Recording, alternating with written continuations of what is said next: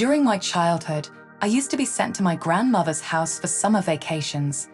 The warm southern climate, the succulent ripe fruits, and the beautiful bronze tan I would acquire all helped to strengthen my weak body. My grandmother shook her head as she looked at me and remarked, "You're so thin and pale."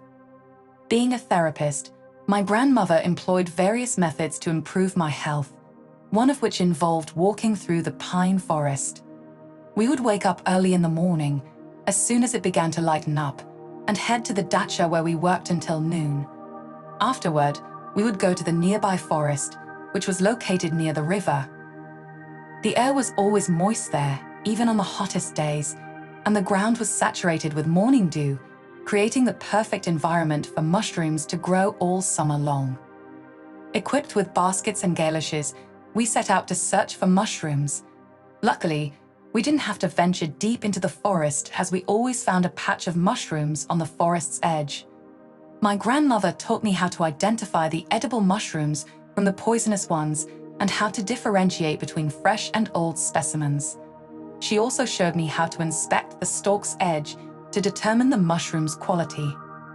By the time I was 9 years old, I could effortlessly differentiate between healthy and rotten mushrooms.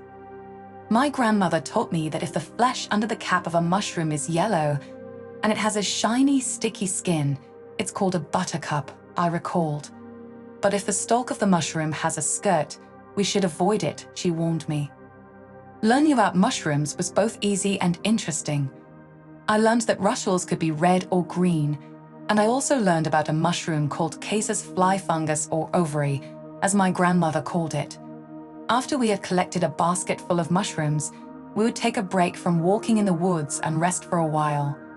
My grandmother would spread out an old sheet, and I, removing my galoshes, would settle on it.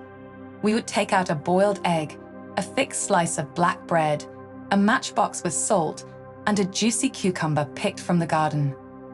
Following our walk in the forest and a satisfying snack, we would head back home to prepare my all-time favorite dish, roast beef. We would fry potatoes in the oven with mushrooms, which tasted incredibly delicious to me as a child. Seated at the dining table, I swung my feet back and forth, feeling content as I eagerly anticipated my favorite dish being served. The thought of us all sitting down together to enjoy the meal filled me with happiness and warmth. My grandmother used to place a large frying pan filled with the roast beef and potatoes on the table, and we would all gather around and eat straight out of it. It was the most delicious meal I've ever had.